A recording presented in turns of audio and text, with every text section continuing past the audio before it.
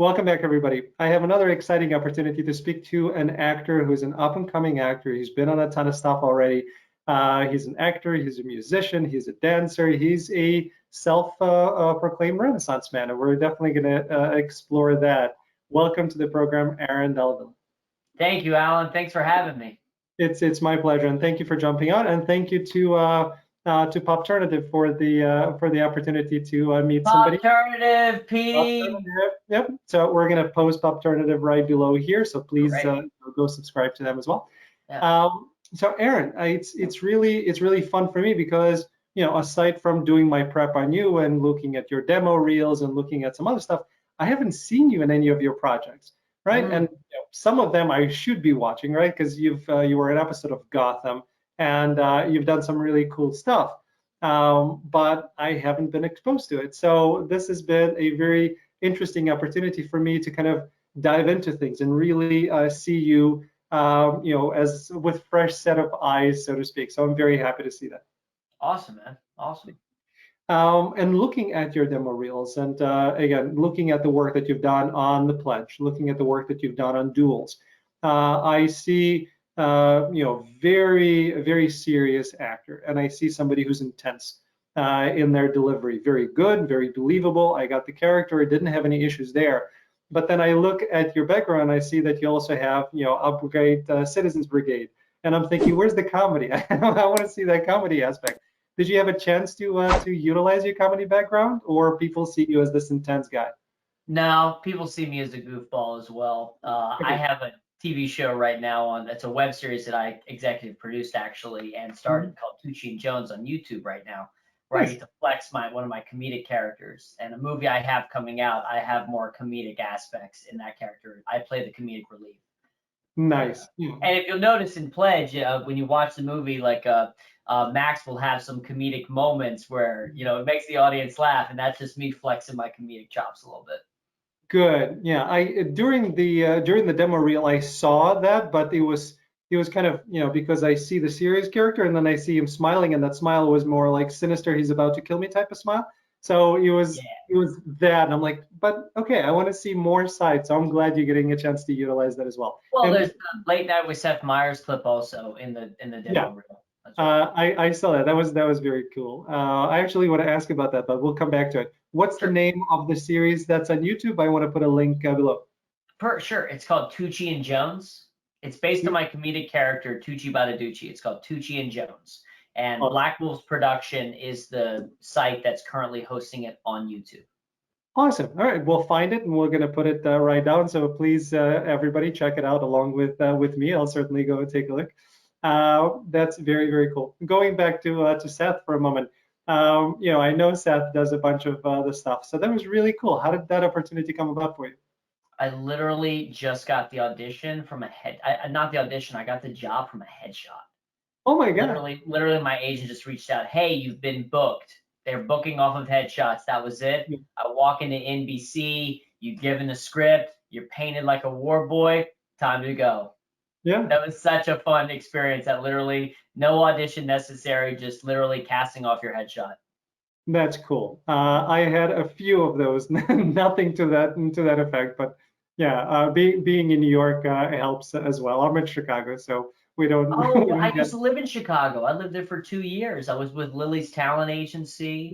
Yeah, I did my first movie in Chicago actually with Paul Sorvino. It's called Chasing Gold. Very cool. Where did you live in Chicago? I lived in Rogers Park. Rogers Park is where I lived. Yeah, I danced with Elements Contemporary Ballet. I was auditioning for River North Dance Chicago before that injury came that switched me into acting. I know Nick Pupolo at Visceral Dance Chicago. So I love Chicago, especially that 2 weeks of perfect weather during the summer where Wabash, the bridge, just beautiful. It is beautiful, and unfortunately it is kind of true about those 2 weeks. Yeah, but otherwise than that, it's bitterly cold. Yeah, ridiculously, ruthlessly cold. Yeah, and Rogers Park is a great place. In terms of auditioning or in terms of taking classes, Rogers Park is the place to be. A lot of agents are there. A lot of the academies are there. I live about an hour away from Rogers Park without traffic. So I North. help as much as I can. So you're up in starts with an L. Linwood, Elkin, something. You're talking Elgin. Elgin would be more Elgin, west. yeah. I'm north. I'm north. Like, if you're thinking of, if you've ever heard of, where, the Bulls used to train, the Berto Center, No. which is in Highland Park and kind of Northbrook area. You keep on going north from there, and then you take a hit west, and that's where I'll be in Vernon Hills. So I'm Mm. northwest suburbs. Put it plainly, I am as close to Milwaukee as I am to downtown Chicago. Not mileage wise, but commute wise. Mm. So anyway, but that's very cool. I'm glad that you had a Chicago experience and you had a chance for those a couple of winter, couple of nice weeks. New York looks like nothing compared to those Chicago winters, man. This ain't it. This ain't anything, I was prepped for No, it. it's much warmer in New York. I remember my wife used to fly a lot to Virginia and I'm work. from Virginia, born and raised. Yeah, I know that. So she was mentioning the weather, Yeah. and it would be winter in Chicago, and she would be going there, and she's like, "Oh my God, it's blooming! I see spring. It's like a whole different season, only a flight away." And yeah, it's definitely once you move, away from kind of our cold weather, and you get into the East Coast, even though some areas are north of us, you're definitely having a much better environment. Yeah. Yeah. Going to your dancing, I know that again you kind of started out in music. You were playing tenor sax. My son, who's about to turn 11, he is playing saxophone right now. He's with alto sax. So I don't know if he's going to move to tenor later, but for right now he's alto. I don't think he has any lessons, but if he did, we would be hearing him right now all the way from the basement because it's pretty loud any way you do it. So how long did you do tenor for? Middle and high school, Nice. so good 6 years. And did you like it? I mean, was that your first instrument of Loved it. choice? No, it was the only instrument that they had at the band. We couldn't afford an alto sax or a tenor sax, so the only one that they had at the school left was a tenor sax. I would have done alto because I was super tiny at the time, Mm. So I just was lugging around this tenor saxophone. So yeah, that was all they had. So I said, all right, give me that. I guess I'll play tenor. Wow. Well, yeah, you certainly have to grow into grow into Yeah, that. I used to play And it with it resting on the side of my ankle, actually. Yeah.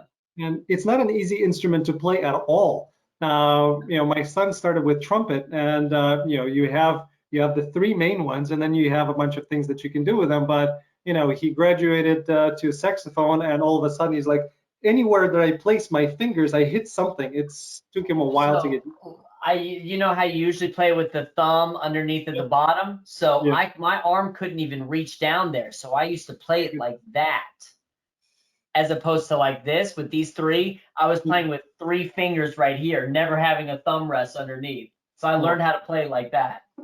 Wow. Yeah. It's again, it's a great instrument, so I'm sure Fantastic. it'll come in handy for you, regardless of what it is that you're doing. And then you move to dance. So what style of dance did you start with, and then how did you progress from there? Ballet. Actually, no, I started with hip hop and I got Mhm. into ballet. So I started as a hip hop dancer because I loved growing up listening to hip hop music. I was heavily influenced by that, by the Yeah, genre. And I fell into ballet and then jazz, everything but tap. I've done everything but tap. yeah. And then so ballet kind of took over, and then you continued doing that until the injury.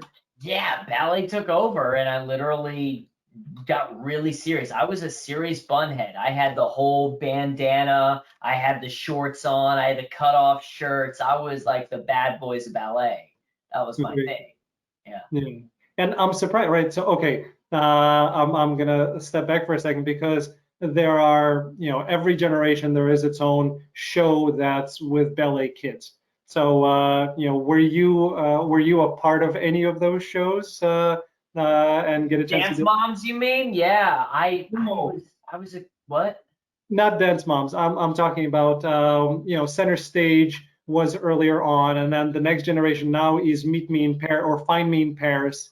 There are these kind of teen, ballet type of movies or series that are going on that I've enjoyed. Again, I'm certainly older, but kind of growing up and watching those because I was into dance as well. Not ballet for me, but it was very cool to watch.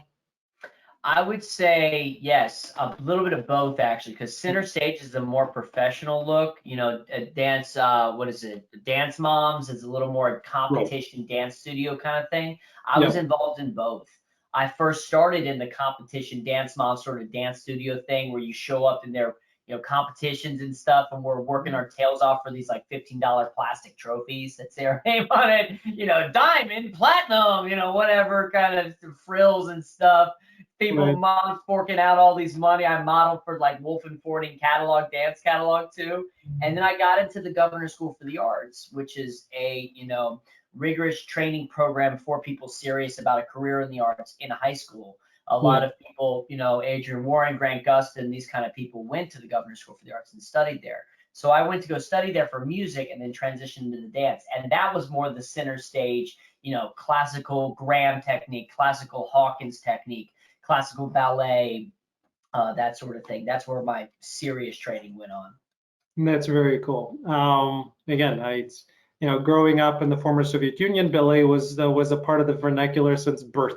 It was not something that I pursued, but we were always, taught about great ballet and go watch it. And Swan Lake is something that I probably became familiar with when I was 5. And so it's Great. we tried to introduce our kids to it, and my daughter did rhythmic gymnastics, and ballet was a part of the curriculum for rhythmic. So she kind of went there, and then she went into dance, but she wanted to more kind of contemporary jazz, as opposed to ballroom dance, which was mine when I was a kid. I did the ballroom dancing. My son just loves hip hop, and he doesn't want to take classes. He just wants to freestyle all the time. So we'll see what happens. And that was me. I like freestyling all the time. I said I'd never take ballet, and then I got into ballet, and boom, several years later, I'm trying to pursue a career. I'm pursuing a career in ballet. So you never know. Never say never. I don't. Yeah, it's from my perspective now, kind of as a parent, and I have a 16 and 11-year-old. Um, it's I'm basically telling my kids all the time, if you're passionate about something, I'm going to support you. I don't care what it is. Obviously, hopefully, it's not something that's going to be detrimental to your health, but show me that you're passionate. Show me that this is something you're going to do on your own and you want to work hard at, and I'm going to support you. So kind of the road is open for them, and I keep looking. I grew up playing tennis, and I wanted my son to go in tennis. He started and he seems to love it, but I'm not pushing. I want to see that internal drive, and once that kicks in, then I'm all for it. Smart man. Yeah. You've mentioned injury, right? So what happened, and how did you transition from dance into acting? Well, I'm the type of guy who would push myself to exhaustion. Hmm. So while I was at Nashville Ballet, I pushed myself to exhaustion. I should have been resting, but I got a nasty case of shin splints, like really bad case of shins, and those they can take you out of the game. Hmm. So I came down, I had the air cast on. Then I went to go audition for different companies across the country. I Hmm. went to go audition for Orlando Ballet, didn't find my place there. Went to go audition for a place in Portland, Oregon, didn't find my place there. Went to Chicago, started finding my place. And then while I was auditioning for River North Dance Chicago, I hopped over a turnstile with my friend when we were partying one night and I sprained my ankle. It's like, I know, it's not even in dance. It's literally just outside of dance. It's funny because dancers will make a joke about how they injured themselves not doing dance. Yeah. Next thing you know, I'm on crutches, recovering from the sprained ankle, and they call me and they're literally like, "We want to offer you the job." And I was like, "Oh man, well I just hurt myself and stuff," and that didn't pan out. So I remember coming home to where I lived, and I was actually roommates with Justin Michael Cornwell, and he's known for Training Day. He's known for Mhm. the medium. In the middle, the middle, in the middle, the middle end. the In-Between, the other NBC show. Him and I were roommates in Chicago, and I lived on this mattress, slept, lived out of 2 suitcases, and I said, what the hell am I gonna do? I jump on Craigslist, and I said, screw it, I'll act. And I literally just started submitting for anything I could find. Then that led to an agent, that led to my first dinner theater show. I did a dinner theater show called Dinner with the Family, for like an audience of 10, and you just hustled and then people referred you and then you met people. And then I got scouted by a manager from my website in New York. And I said, I dropped everything. I said, screw it. Let's do it. Let's take a chance. Flew to New York and then lived in a house with like 10 guys in Jersey City. That turned into a house with 5 guys. And then I moved into the city with a roommate. And then I finally had my own apartment several years ago. And that's where I am now. And I've just been hustling ever since. Wow. So your acting career kind of started in Chicago. That's very cool to know. My acting career definitely started in Chicago. All right. Good. Then we'll introduce you as the Chicago actor. Yeah, Aaron. Very cool. Yeah, all about hustle, right? You have to go and you have to start anywhere. I started with student films and kind of just tiny little roles and continued climbing from there. So it's if you don't hustle and you're just waiting for doors to open, they usually won't. Facts, man. I remember starting in background, Yeah. Yeah. Didn't matter. That was a paycheck at the time. Whatever. That's true, and a lot of people do it. And I remember again because Chicago is a much smaller market, and we have our core shows. Thankfully now, I was very specifically told, listen, be careful with the background because if you're appearing on Chicago Fire as a background actor and they happen to see you, you're not going to be a part of that universe for a couple of years. And I didn't allow myself to do any of that. I wanted to, have my co-star or, hopefully guest star opportunities later. And I never did background any of the Chicago shows just to make sure that that path is open. Good man, bro. Good man. No, but I get it. I get it having to make a living. I have a career. I have something that was supporting me. So this was in addition and trying to transition to it. I didn't have to do things, just to survive, as it sounded like that's what you had to do. I totally respect that. Appreciate it. Thank you. Yeah. So, in New York, right? So you're getting your bearings. Things are starting to happen for you. What, again, I've seen kind of things on IMDb Pro starting at 2011 or somewhere in there, 2013, 2014, but kind of where do you feel like you got to a point where you said, okay, this is mine and I'm going to continue growing from there, but I feel like I'm an actor and this is my profession? 2015. Okay. That was when I got serious. Mm-hmm. That was when I got sober. That's when you got sober. Okay. That's when things got clicked into serious mode. What made you make that switch? Because for somebody to go from not being sober to making that decision to turn their life in a different direction, that could be a big thing to take. What led you to that point? I had a mentor kind of saved my life. I met him at an acting workshop. He was the coach, and then he was also teaching therapy. I went through therapy, and he really kind of cleared the path for the universe to send me what it's been waiting to send me. So, and I realized that that's the first thing that comes in my life. As long as I stay grounded in my career, I'm gonna have what I want. If I don't, then I'm not gonna have what I want. So I give immense amount of gratitude to the man who saved my life, James Bonney. Yeah, well, thank you, James, and good for you for accepting it, right? Because we have many people that come into our lives that will tell us and point to the right direction, but it's really up to us to actually accept it and do something about it. You got to let go of the ego. That ego is everything. The highest level of actors, they are able to let go of that ego and be completely vulnerable. Anything that of worth that people want to see and people really attach to audience wise, it's got to be without the ego. It's egoless. So. Good for you. It just again shows the strength of your character and resolve, and that's a lot of respect there. Good. All right, so you made that switch, but again, you've been working towards it. You've taken different classes. You've been to all sorts of schools. Now, 5 years later, having been on some shows and having done things and been regular and some really good kind of parts. What do you feel your approach is right now as an actor? What works for you on set? Taking it one day at a time, more so than taking it one day. Excuse me. Bless you. Thank you. Sometimes for me, it's taking one moment at a time, making sure that I stay calm and stay grounded, listening, staying open to direction, being moldable.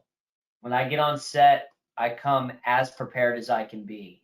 If I've got my lines or whatever and stuff, I've done so much work that literally I just show up and I present myself to whatever's happening on set, and I just stay open to the thing that we're creating.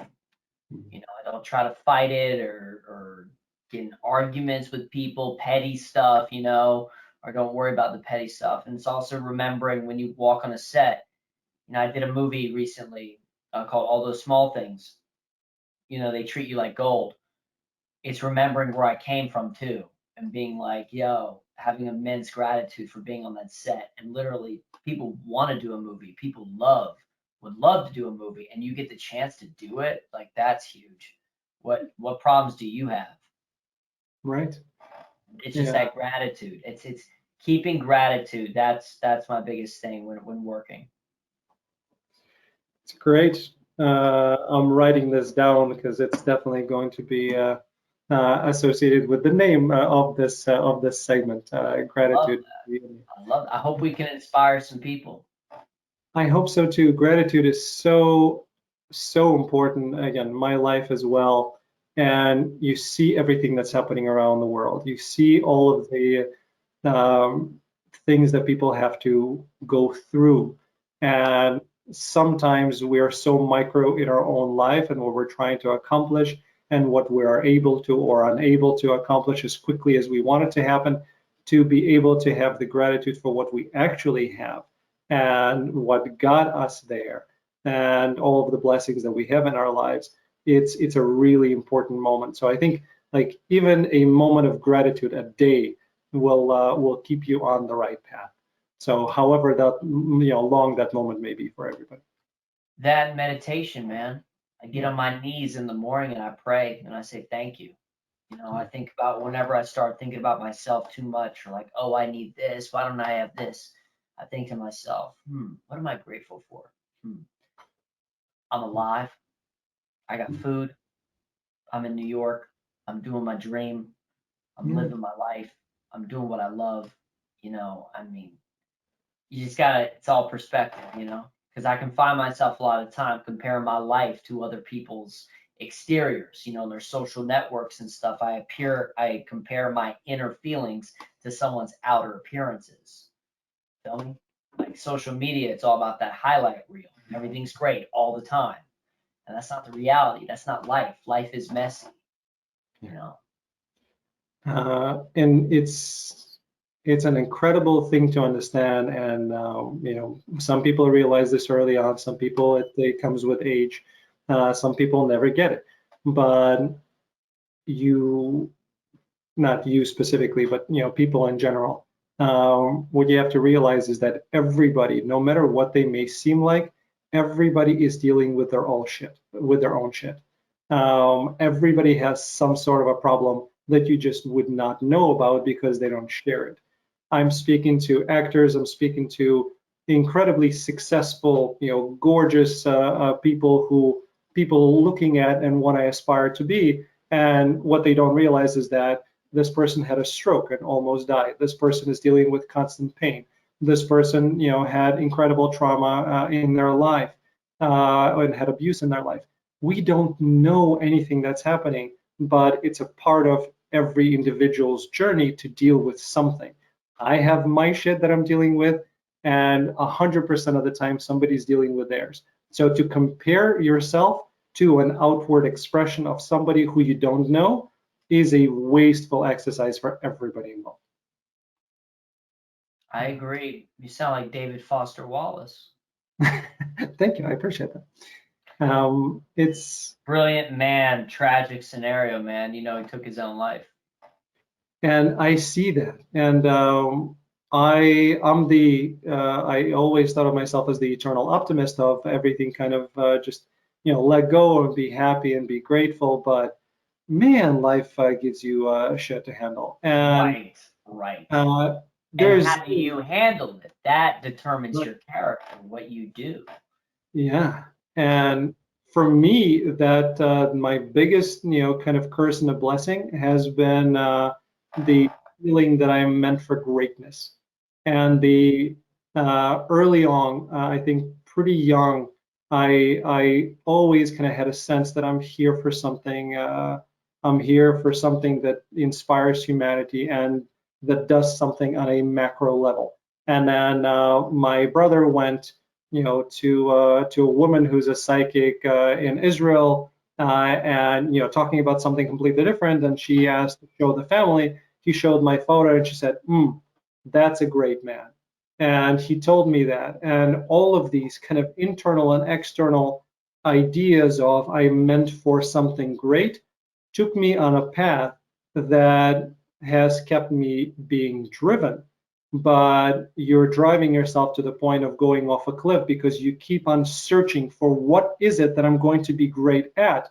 And you're trying this and you're trying that and you're trying this and you're trying that. And this seems like it's going to work and you get excited and it's your passion, and then nobody cares. And you're like, okay, it's not it. All right, let's go. Let's do another thing. And it gets you to a point where you are constantly in that state of change, then your relationships and your life and everything gets negatively affected by it. So you have to know who you are, no matter how optimistic you may seem. But when I saw Pippin on stage, I think a year ago, that hit me hard because I saw myself right there. And I can understand why people who are driven, who are single-minded in their pursuit of something, if they don't find a balance and don't find satisfaction elsewhere, that's a difficult existence.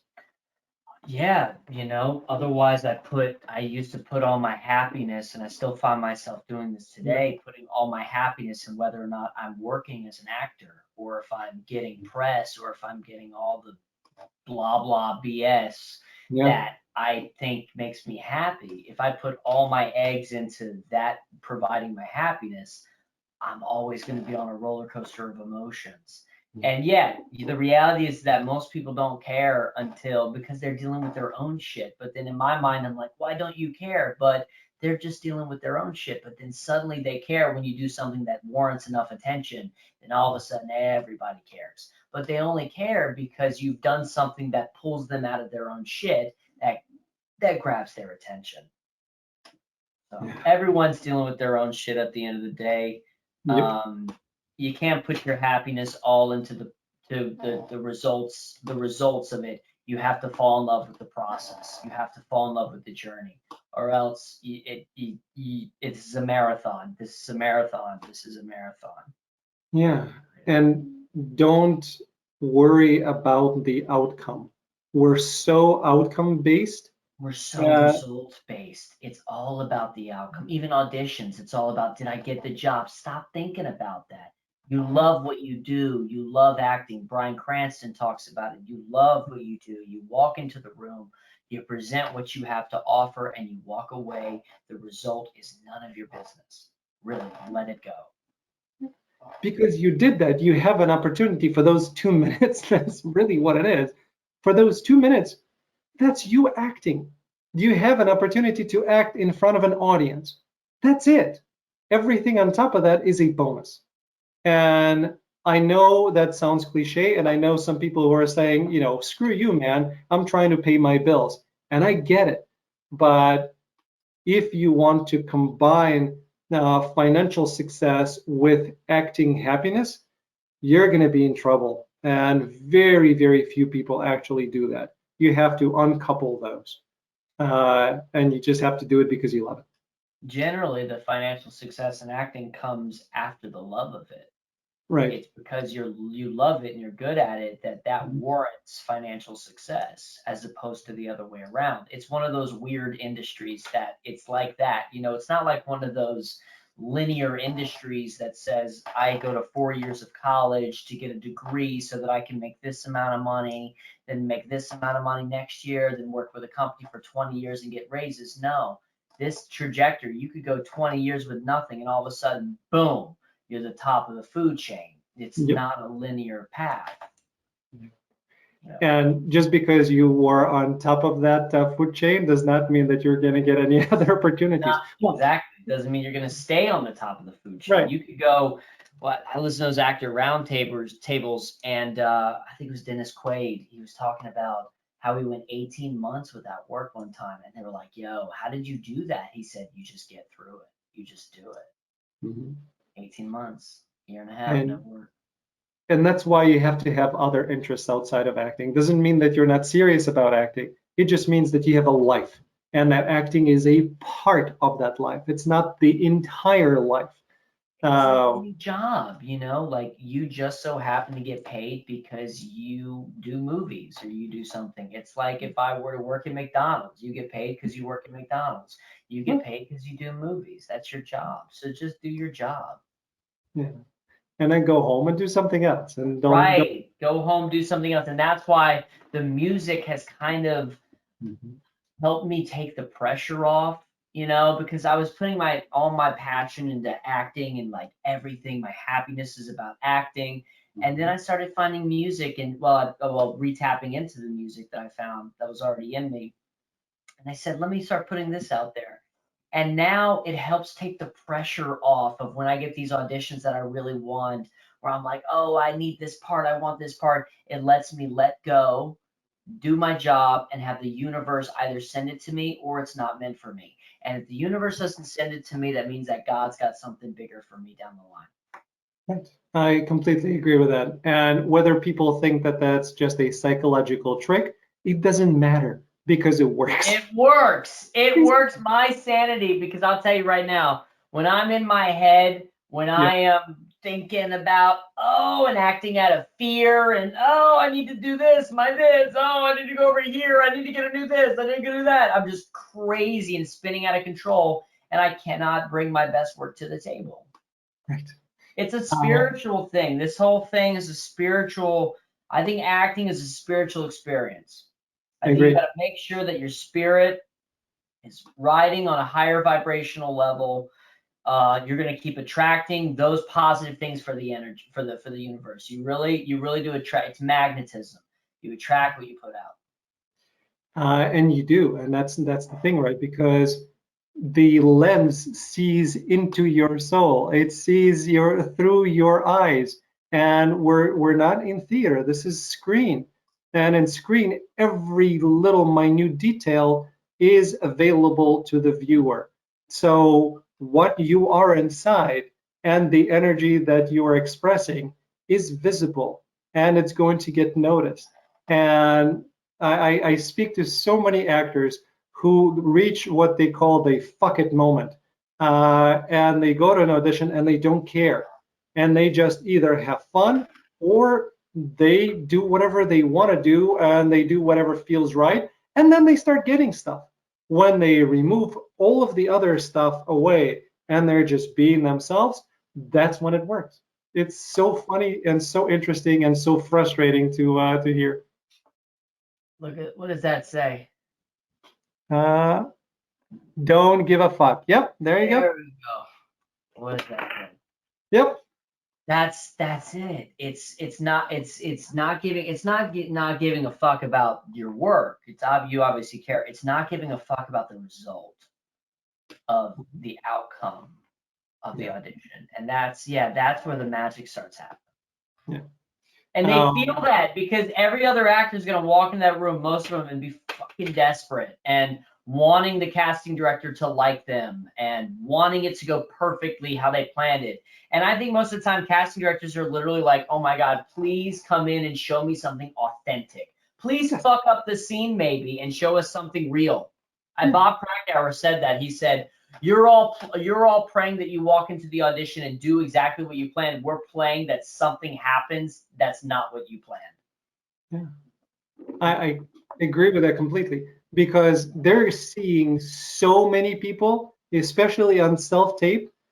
I mean, there are thousands of submissions, and then it gets narrowed down, and you're still going to be at a ton of submissions. And it's crazy. Like I went out for this show, The Boys. They saw 10,000, and I'm friends with the casting director. He was like, yo, we saw 10,000 people for that. Yeah. 10,000 people. This one I just booked. They saw looked at 700 people. And then out of those 700 submissions, then they pick a few people to audition. And then from the audition, they narrow it down and then narrow it down. And dude, it's, yeah. And that's what people don't get, is the fact that you get selected to an audition.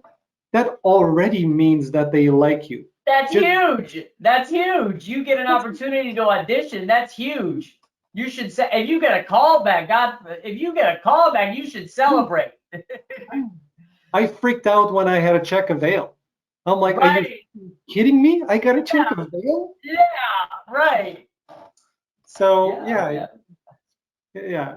just have but fun. it's a daily reminder. Tell me, I gotta daily remind myself this, especially when I get into modes where I want it too bad and stuff. I gotta tell myself to come back down.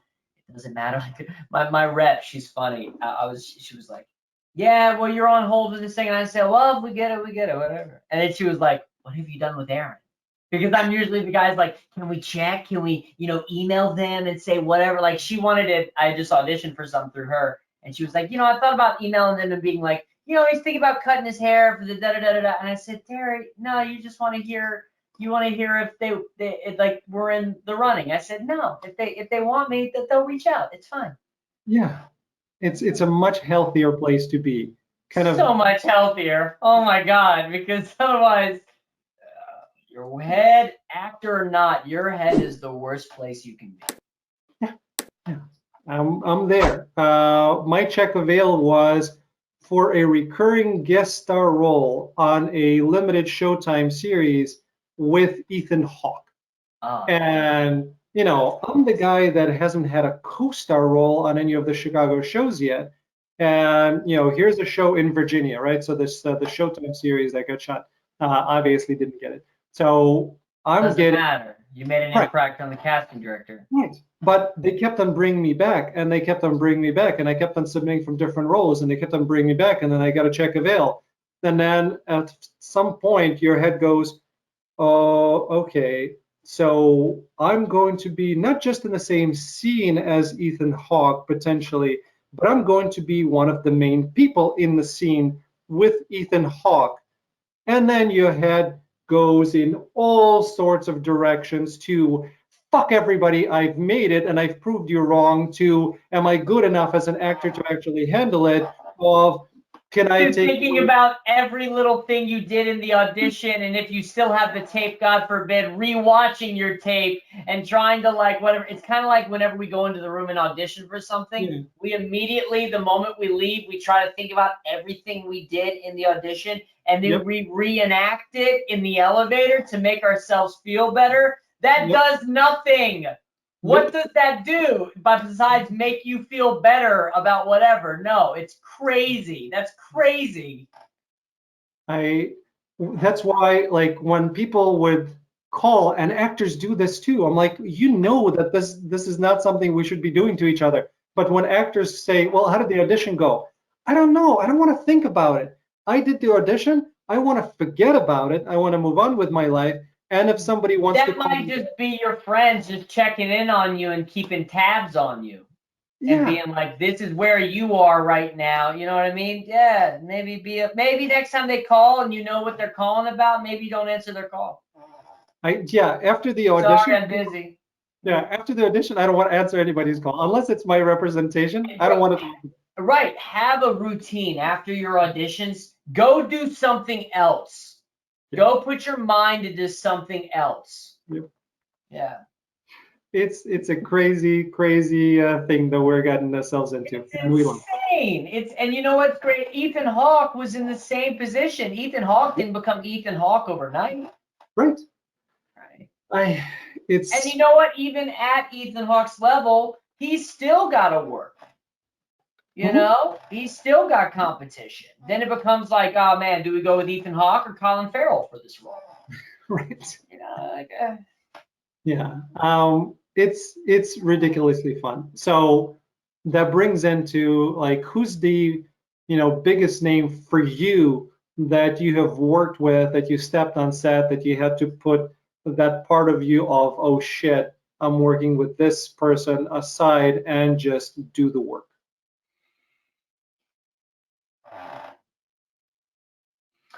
I'm actually pretty good at handling that.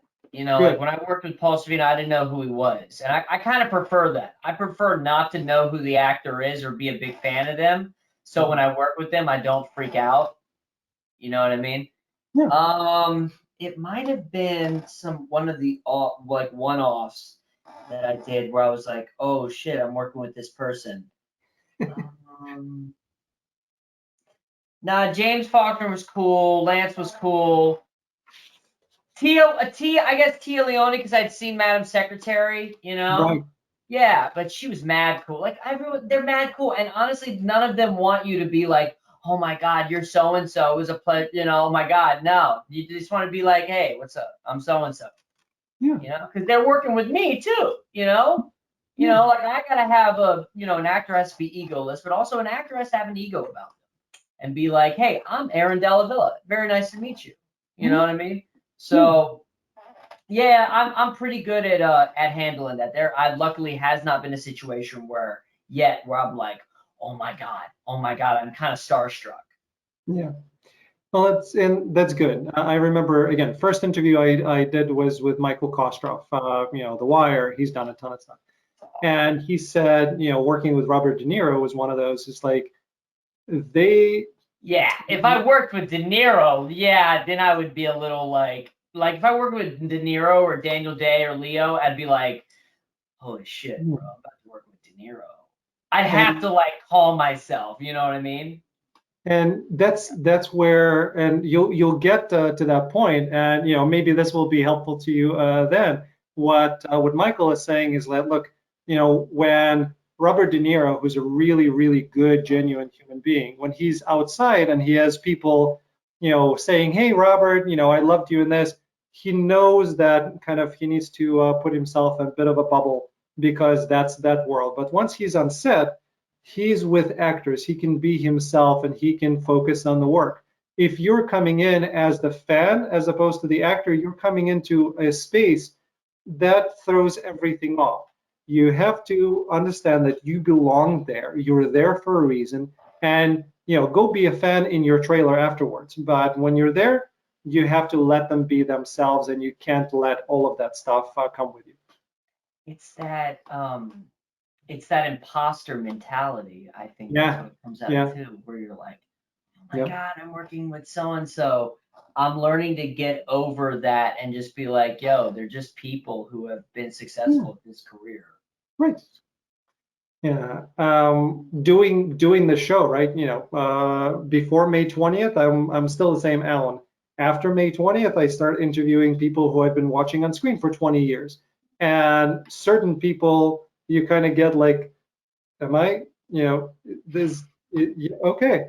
And then, but that dissipates so quickly because once the taping starts, uh, thankfully, there is a part of me that just, it's a person to person thing, and I don't care. And I just want to know about them and their experience, so I can learn, and people watching this can learn. And then going back and thinking, okay, I have the call with, so and so. How the fuck do I have their phone number? Where 3 months ago nobody knew that I existed.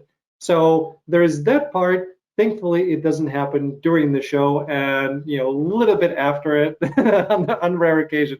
But you kind of you get to the point. The more you do it, the easier it becomes, and then it becomes just a normal thing. So anyway, very, very cool.